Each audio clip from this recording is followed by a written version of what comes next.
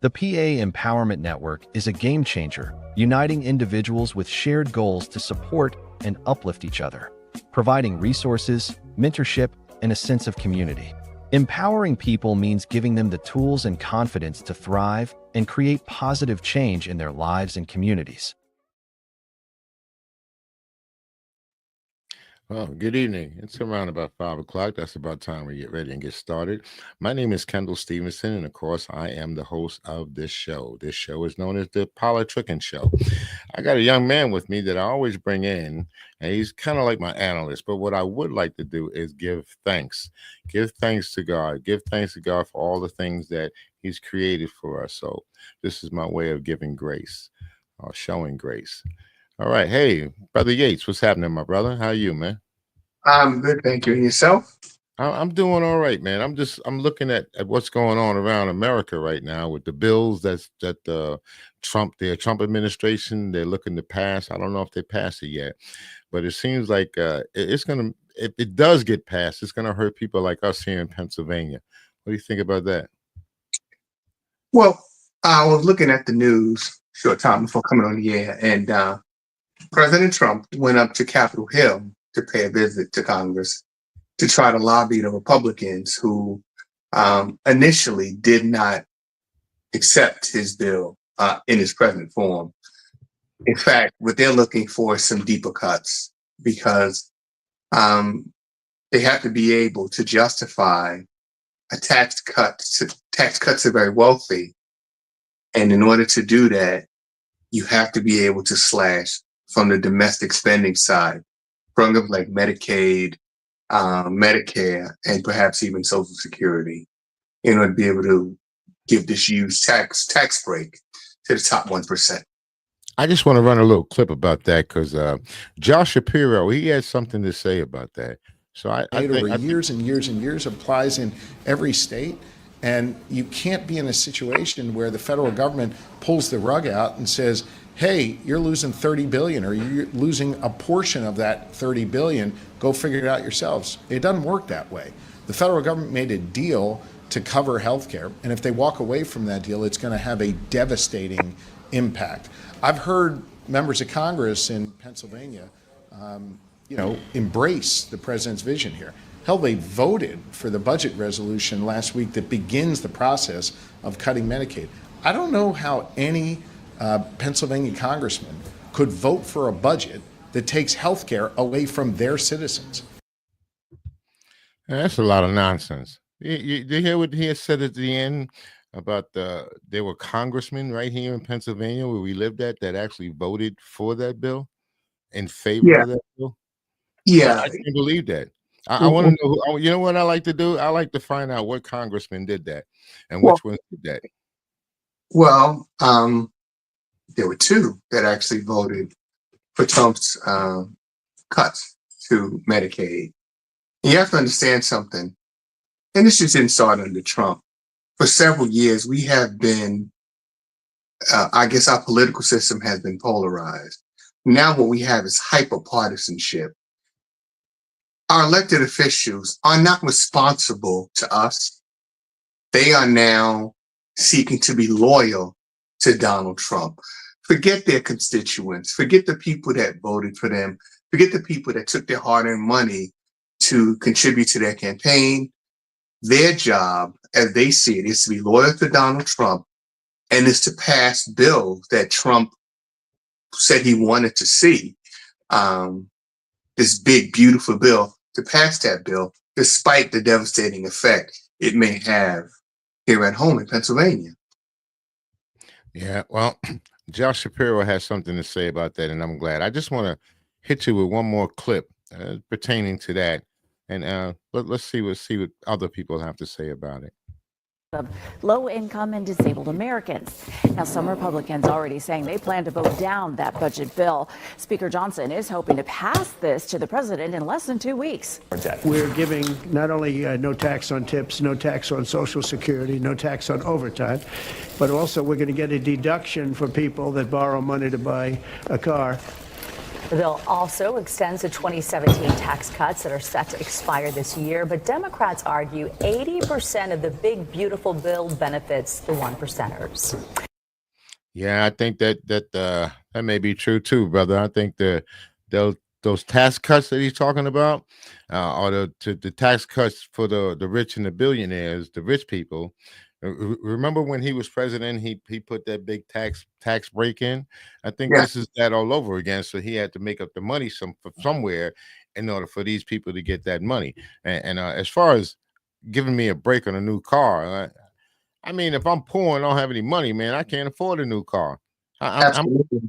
How many people can actually afford? So giving me a break on a new car, that's doing me nothing. You're going to take away my Medicare. You're going to take money away from my Medicare so I can buy a new car.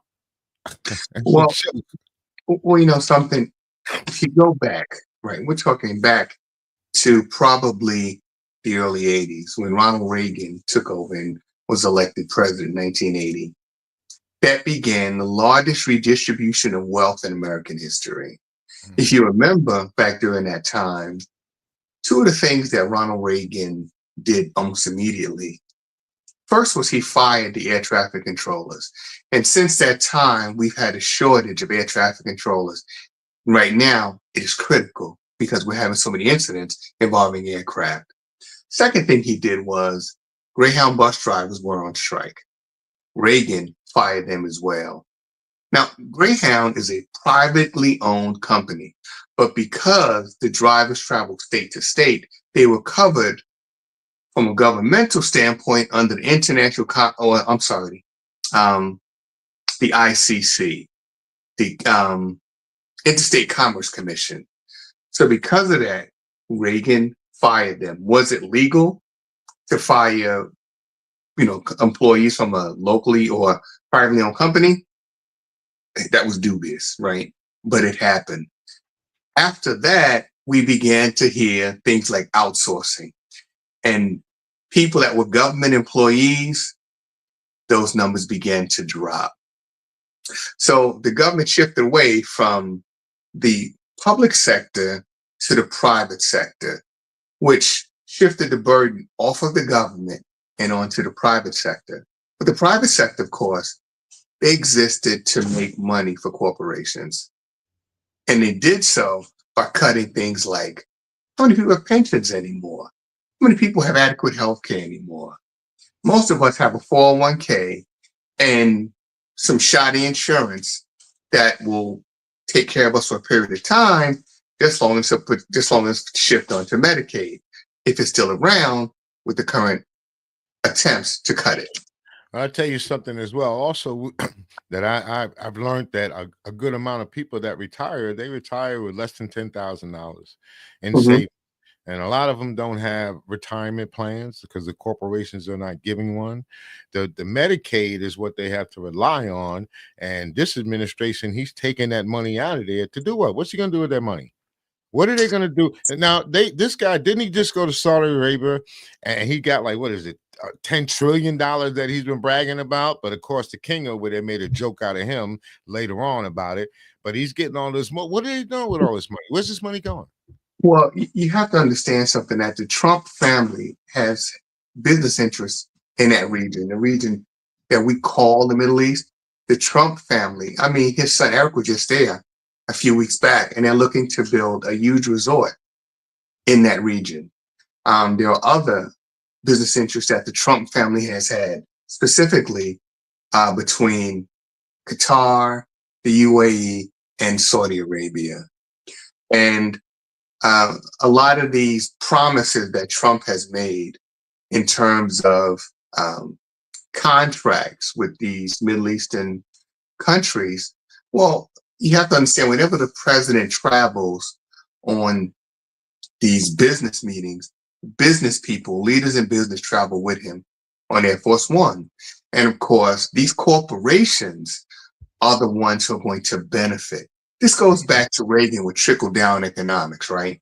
If the people at the top are making money, then those profits will trickle down to the working class and the poor. Well, that trickle's been cut off a long time ago. So these corporations that are going to benefit from these contracts, they're going to make a lot of money. Will it mean jobs for Americans? Probably not many, if any, right? A lot of these corporations, to save even more money, will set up locations outside the country where they're not subject to U.S. labor laws or the U.S. taxation. So Wow. the benefits will be negligible. How many countries are there that are like that? You mean in terms of the Middle East? Yes. Well, the three countries that he visited the United Arab Emirates, he visited Qatar, and he visited Saudi Arabia. Now, Saudi Arabia alone, well, I shouldn't say Saudi Arabia, I should say OPEC, but these oil producing, exporting countries. Those countries are the ones that are keeping America's economy afloat. They have more than $1 trillion invested in 6 U.S. banks, and 5 of them are in New York alone. Every time there is a dispute and these people say we're going to pull our money out of the U.S. Economy or out of U.S. banks, the government responds by there's always some sort of national emergency. And at times of national emergency, you cannot withdraw your money. This is something that we've been doing going back to the 70s. In order to protect the U.S. economy, we force these people to keep their money in our banks. Because if they withdraw it, the American economy will completely and utterly collapse. That's what's keeping us afloat for years. Seems like that's been happening for quite a while, man. And not only in this country, but in other countries as well. And then didn't they call that colonialism? Well, I guess it's a form of it, but you have to understand that going back to the 70s, right? When Nixon was president, we were fighting the war in Vietnam, and we were spending hundreds of millions of dollars fighting the Vietnamese. After the French had already been beaten and withdrew from what they call French Indochina, in comes the U.S. Now, this is something Dr. King said years ago. I think it was in 1967, one of his speeches. More than a mausoleum He said that to the US Burkina government- Faso's murdered revolutionary leader of the He said that 1980s, the Thomas US Sankara. government- It's also intended as a shrine to the Pan-African revolutionary spirit, to show it's alive and sweeping the region. Like Sankara, Right, young but men, I was just some wanted in to show you about uniform, what happened others in, in traditional robes, Faso. are seizing power in West Yeah. African Engineer states, tried to hit the promising button before I had a emancipation chance from to the say West, anything. with But a vision check it out. of a united continent, Africans first. And so they came, emissaries from old empires, and the ones that many see here as rising to replace them, drawn to the memory of the man widely known as the Che Guevara of Africa. Absent yet present in some forms, Burkina's junta leader Captain Traoré. Same beret, same uniform, and gun in his holsters as Sankara used to wear. Young people came in crowds to catch a glimpse of him, and carrying their symbols of what they see as a Pan-African revolution, clutching not rifles but phones. Hashtag Traoré. Their battlefield is social media. Capitaine Ibrahim Traoré est l'héritier du capitaine Thomas Sankara. Captain Traoré is the heir to Thomas Sankara. He is here through his prime minister, but he is very busy. But he is here. Junta leader Captain Traoré is busy saving his country from being overrun by an Al-Qaeda affiliate based in Mali, despite help from Russian mercenaries and government militia known as the Voluntary for the Defense of the Homeland, or VDPs. Burkina's forces have lost control of half of their country, equivalent to the size of France.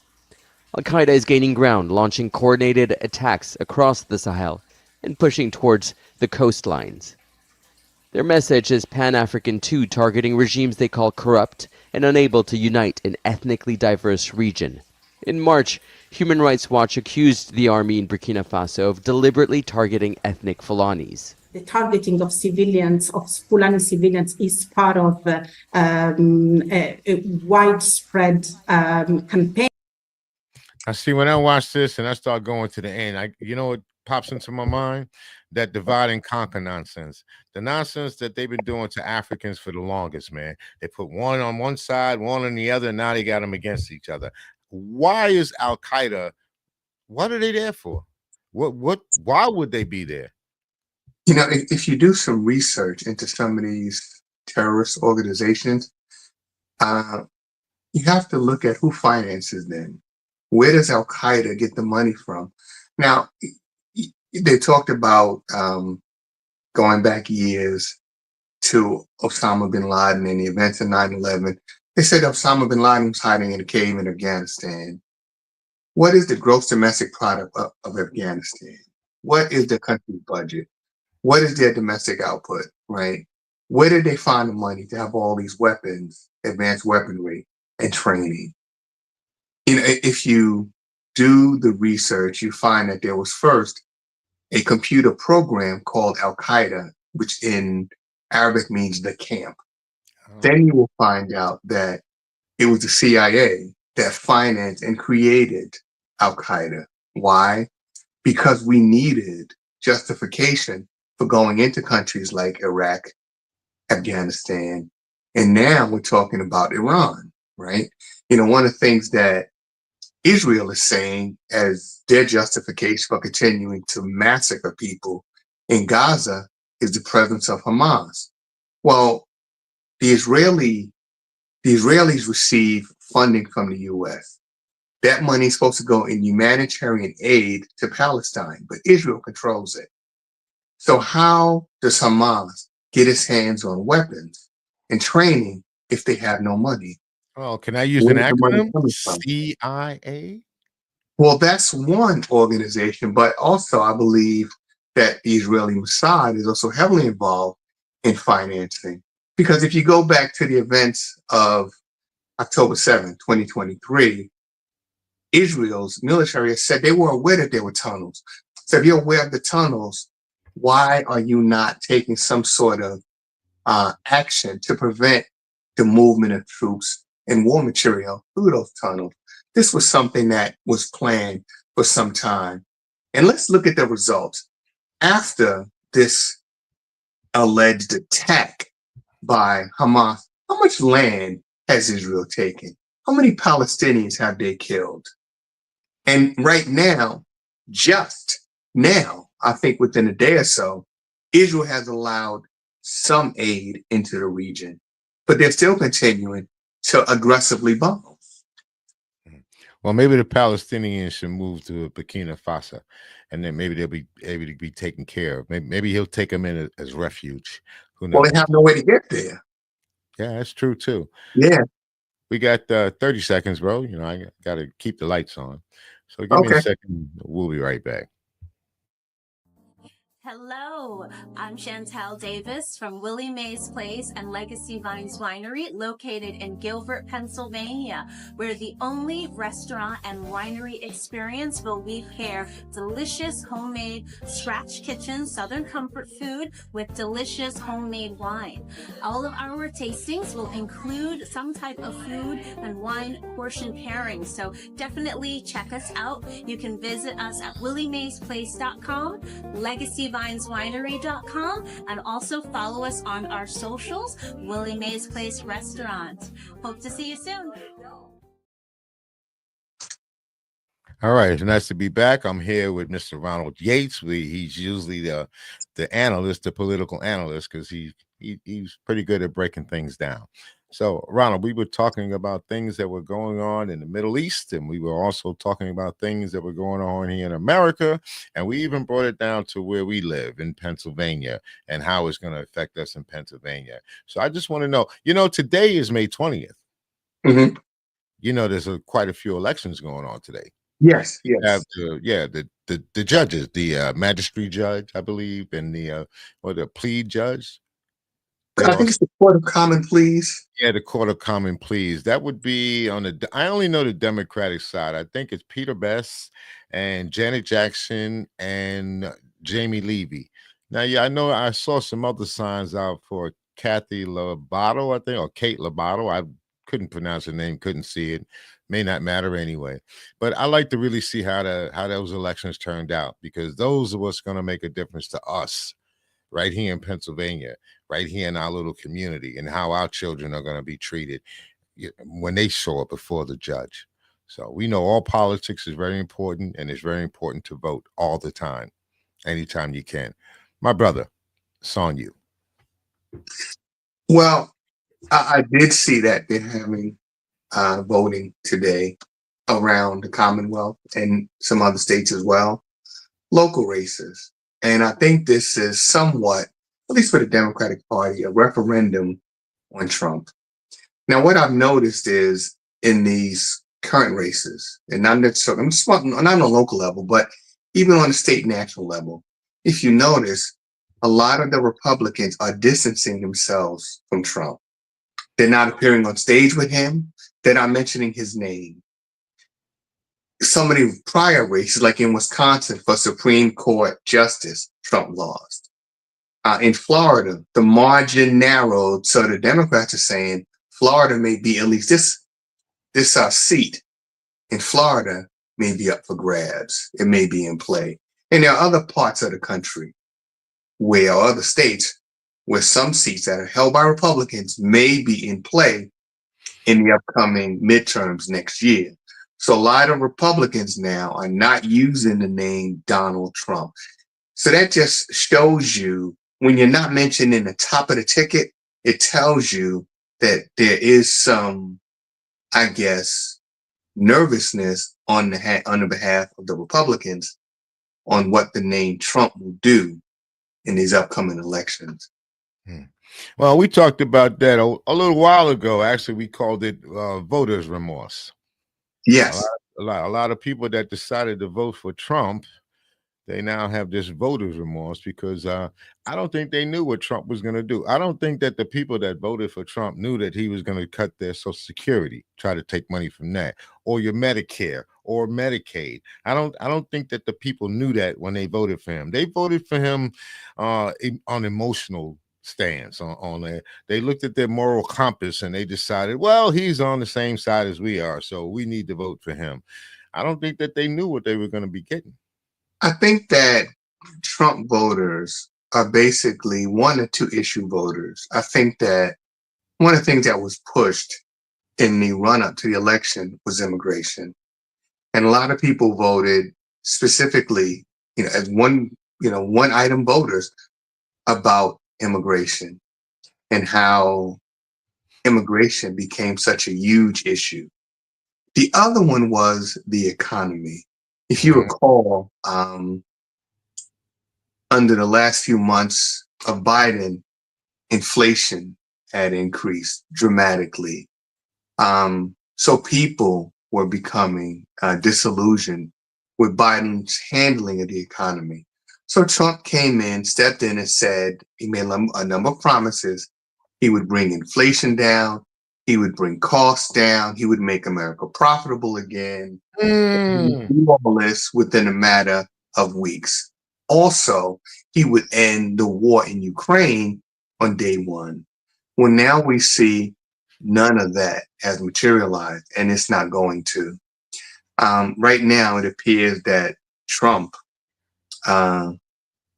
his primary focus at this point is to enrich himself, his family, and those like him, that 1%, the top, money earners and corporations in America, or should I say multinational corporations. Oh, that's what you could say, multinational corporations. But pretty much to me, I think around the world, I think people think that he's a joke. They think he's a joke and that he's a monster, and that they don't really want to deal with America. I'm gonna tell you, Americans are gonna have a hard times going from here over to Europe and those other countries because of these tariffs and things that are going down. Well, to some degree, but there's an article in the Times from Saturday. I don't know if you can see it or not. But here you have this gentleman who's running for office in Romania. And I don't know if you can see it now, but he's holding a MAGA hat, right? So the Trump appeal, this nationalistic view, is present in Europe, in places like Romania, in Hungary, under Orban, and other places, right? These extreme right-wing factions are on the rise in Europe. And what I see,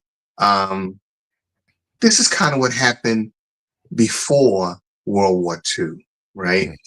Where you have, in this case, Romania, saying, look, we have a large Romanian population in Moldova. We should take Moldova. In Hungary, Viktor Orban is saying, hey, we have Hungarian speakers in part of Romania. Part of Romania was taken after World War II. They wanted that. These are all the things that led up to World War II. Land grabs, a need to expand their territory, a need for more resources. And this is what's brewing in Europe. And the fact that America has withdrawn from many of these agreements they have in Europe is only going to make matters worse. Yeah, especially over there in the Middle East. Did you see what what they actually thought of Trump in the Middle East? I wonder if anybody ever looked at that. After he did his little trip in the Middle East, he didn't go to Israel. And that was a sign to the Israeli government, right? Israel has been pushing the U.S. to be more aggressive with Iran. Israel wants Iran to be utterly destroyed by the U.S. Trump, the robber, to the Middle East. He didn't come to discuss cooperation. He came to collect tributes, fountains, palaces, golden welcoming ceremonies, light shows, private flights. In his eyes, these grand gestures are not courtesies but spoils of war. I originally thought he was here to negotiate partnerships, but it turned out to be nothing but his personal showcase tour. What he needs is not allies, but admirers. Those luxury cars, honor guards, and palace banquets were all meant to please him. As long as he feels like a king, he will almost agree to any deal. He revels in luxury and craves media attention. He doesn't understand real diplomacy, only how much he can gain from us. He doesn't need agendas, he just needs cameras. We weren't engaging in international relations. It was more like participating in his grand reality show. Next time, I'd rather host dancers from the Crazy Horse Paris than light a single lamp for him again. Yeah, that's something else. Well, that pretty much outlines Trump in a nutshell, right? This was about Trump getting what he can get for himself, his personal enrichment, the enrichment of his family, and those who support him, those who gave him $1 billion to run for office, like the oil companies. And of course, what's in Qatar, what's in the UAE, what's in Saudi Arabia, millions of barrels of oil, right? Mm-hmm. So these businessmen went with him and they're privy to these deals. Those of us, working class and poor Americans have no idea what was discussed, and we will never know. All we know is what Trump is telling us. And basically he's saying, hey, trust me, right? I'm the negotiator. I'm the businessman. Forget the fact that I failed at all my businesses. Forget the fact that I filed bankruptcy 6 times. Forget the fact that a lot of these structures I don't own. I just sell my name and they're owned by China, Russian oligarchs, and others. Forget all those things. Just focus in on the attention I get from the media, from places like Fox News. And that's exactly what my man said. He was saying that Trump is a joke, and you can easily manipulate him because all you got to do is you wave the shiny stuff in front of him, right? Or you give him a couple of compliments and tell him how great he is, and he'll sign any paper you want him to sign. He'll give you any deal that you want. He'll make any deal with you that you want, whether it's good for the country or not. But what I could see is that man went over there and made them deals for his pockets, not for us. He did. And that's why I said we'll never know what was discussed in those meetings, right? All we'll know is we'll find out the impact later on. We'll feel the pain later on. Just like Walmart just recently said, their prices are going up as a direct response to Trump's tariffs. And unless those tariffs come down more, prices will remain high. Just the opposite of what he said about making America strong, making America profitable again, and bringing costs down. But despite that, Trump still has a huge following in this country. And I think what it is, and I'm going to say this to people. Say it. White supremacy. No. What I'm going to say is to people who are believers, right? I don't know if Jesus made people who are physically blind to see. I think what he did was open the eyes of those that were spiritually blind and could not see what should be obvious to them. And that's what's happening in this country. We have a lot of people, their eyes work, but their minds have been so diluted with nonsense that they can't see the forest for the trees. They can't see Trump for what he is, can't see what he's doing. I can agree to a point. You know me, I'm not always going to disagree, but that makes us good brothers. Personally, I think it's about white supremacy, because the only people that are benefiting from this are the white people in power. I mean, the people that's got cheddar, money, a whole lot of money. But you know what? Poor white Goes people beyond are not benefiting from this. The poor well, white, you know, poor white it people actually are being goes hurt. beyond that. It actually goes beyond that, because in the powers or the circles of power, they don't care what your skin color is. They care about how much money you're bringing to them. So if you look at the richest people in the world, some of them are in China. Some of them are in Africa. They're billionaires in Africa now. There's the Russian oligarchs. So there's people around the world in circles of power. Skin color doesn't matter. It's all about you know what, I could tell you wealth this. I didn't see him invite any of those people to come to the country as refugees like he did those South Afrikaners. Well, you have to understand, right? He went over to the Middle East. That was his first trip to the Middle East. And those folks, they're not white. They may be considered white for numerical reasons, for reasons of population, but they're not white. And he went to them. They didn't come to him. He went to them, right? So it's not about skin color. That's what we do here. But on a larger scale, when it comes down to money, they don't care what color you are. As long as we're in business together and we're making billions of dollars together, don't care what color your skin is. Just make sure that you continue to bring me money. Well, on that note, we're gonna pick this up again next week, my brother. You know, I got the next show coming on, the Diamonds in the Rough, and that would be with Coletta. Can't never get this damn girl's name right. I need to be slapped like 4 or 5 times because of that girl's name. But we're gonna wrap it up. Where do you want to pick it up at next week? You want to go through the week and see what we got going on? You know, it's my fault, brother. I did something that I said I was gonna do and I didn't do it. We're gonna take a few minutes. Talk to me about Haiti, brother. Okay, so you were present at the flag celebration we had in Mountain View Park last Sunday. And I think this was the first of its kind in this area. Now there are Haitian Flag Day celebrations throughout the country, but here in this area, this was the first. I think it is so important that we as Black people throughout the diaspora, whether you're from Haiti, Harlem, Africa, or the indigenous to this part of the world, it is important that we showcase our talents, our abilities, and our contributions, the major contributions to humanity.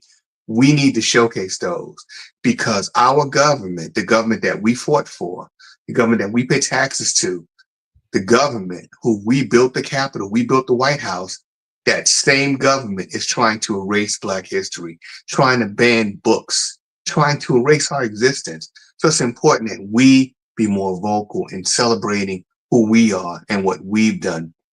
And as it relates to Haiti, Haiti was the third wealthiest of colonial France's possessions. Haiti produced hundreds of millions of dollars in French francs for the French government. That's why they were so hesitant to let Haiti go. It was a cash cow. Well, for a lot of people in this country, Black people in particular, we look at Haiti and we understand from what we know of Haiti that it's a poor place, but we don't know how it got that way. What we don't know is that America, France, and other countries got together and said, look, you fought for your independence, but now you have to pay us reparations. So in other words, you took the money, you dehumanized us, you beat us, you raped us, you destroyed us as a people. And now, because we have freedom, we have to pay you for our freedom. This started in the 19th century. Haiti continued to pay these reparations to the French, to the Americans and others into the 1980s, when there was nothing left. That's Now how you Haiti you got think so that you big. think see, and then when I say white supremacy, man, I mean all of those people making those type of rules, the Americans that were here that Mhm. decided to implement that, the French that were here that decided to implement, the Europeans that implement, they're all white. Mhm. Okay, they're all white, and they were looking out for the Well, they betterment call of themselves. white people. Well, they Okay, they call can give themselves themselves white. what they want, and they could show whatever they want. They could say what they want. To me, the proof is in the pudding, and that's where I deal with it at. Here in this country, we have been fighting for reparations, or wanting reparations, or looking for reparations for how many years? Because we were a people that were abused. We were a people that were used. We had to go through Jim Crow, slavery, segregation, you name it, on and on and on. Even to today's time, if you want to get a job, if I want to get a job, I better have more credentials than a high school diploma. You understand? Mhm. I better have more than that to compete against people who have high school diplomas. I better have Mhm. a college degree sitting up on the wall, maybe two of them, so I can Well, get the same job. We're still well, going. well, you know something? Um, Going back to Haiti, right? We find a lot of Black people throughout the diaspora here and around, the globe. They look at Haiti and they say, well, the Haitians are in this position because they practice voodoo, right? Not really understanding what voodoo is or the nature of it. Well, here's the thing. When Haiti rose up against the French colonial powers, what we have is people, former enslaved people. These people with no military training beat Napoleon. Napoleon had never lost a military campaign, yet all his resources, and his well-trained, well-equipped army could not beat the Haitians. Hmm. So maybe there's something to this voodoo. Maybe there's something to this spiritual connection that they have that we're missing out on. And maybe I think it's the ancestral thing, and it all goes back for us. Well, It goes it back is. to somewhere in Africa. I Well, it think it is. all stems from there, and that's why I'm really glad with my man over there in Burkina Faso. I'm Uh-huh. happy for the things that he's doing. I'm glad that what he's doing for his people. I'm glad that he's not taking a salary raise or increase. He's still getting the same Mhm. pay as a captain. I'm glad that he's buying all this equipment so his people can do their own agriculture, that they don't have to rely on anybody else to say, hey, bring it in. Now, I've heard terms like America first, America this. So when my man says from Africa and he says, well, Africa first, now he's a criminal. Now Well, he's targeted to be killed. well, you have to understand something, right? Like you said, they used blacks to attack other blacks. They sent a 4-star, I think a 3 or 4-star Marine Corps general Yeah. over to Africa Yeah. to negotiate with Captain Trory. Now, you know the Well, words I don't what like to they're use. doing That is, little house nigga they sent over there. But well, you know I don't like to use those words. But well, that's what what he they're is. doing is they're setting up drone bases in countries right next to Burkina Faso, right? In preparation. They realize that Captain Traore, his voice is now reaching other countries in Africa, and Africa is beginning to unite. In fact, Burkina Faso and 2 or 3 other countries have formed what they call the Sahel nations. They're That's right. trying to form a union, right?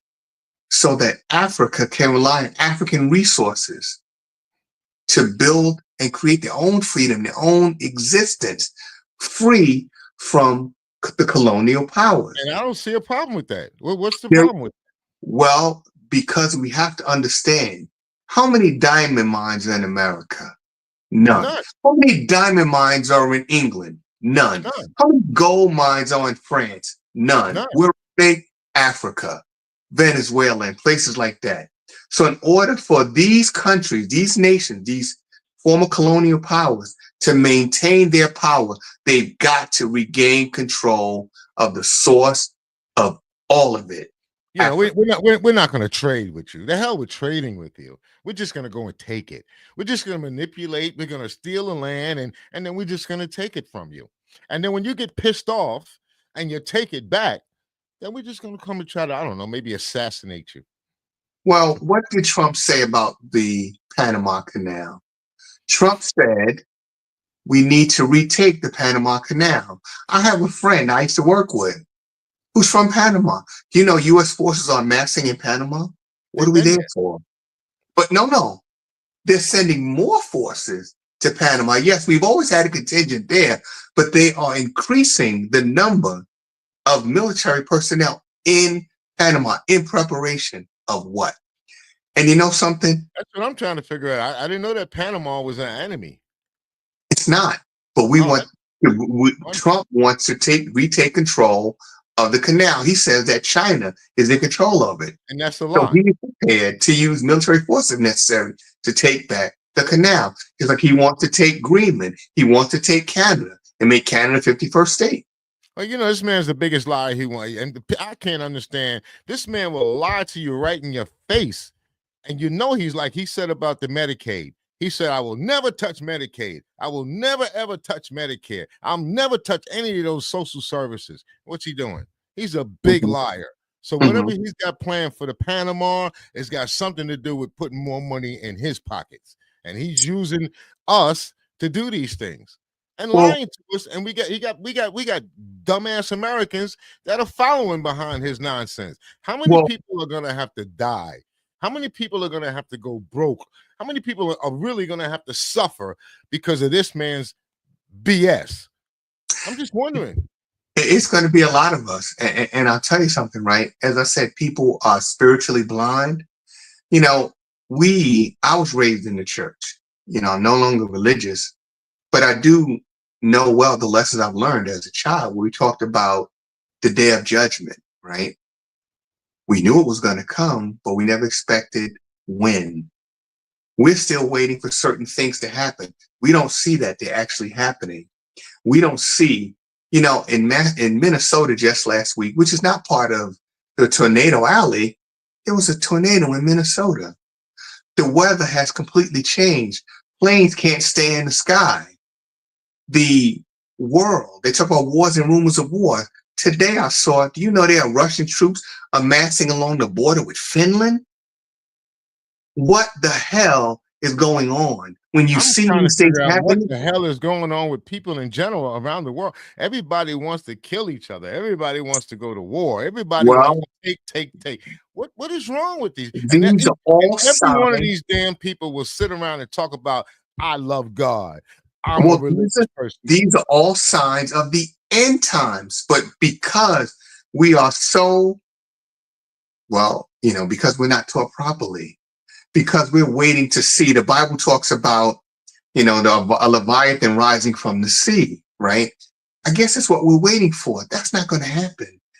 We have to focus on what's happening right in front of us. And all of these signs, the crazy weather, the wars, the rumors of wars, the famine, right? All of these have been foretold, but we are still waiting for some major event for us to wake up.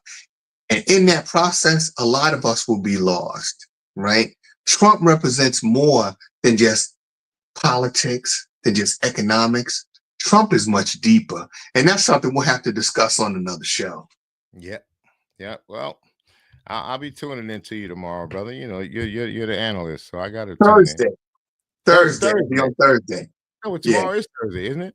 No, today's Tuesday. My Lord.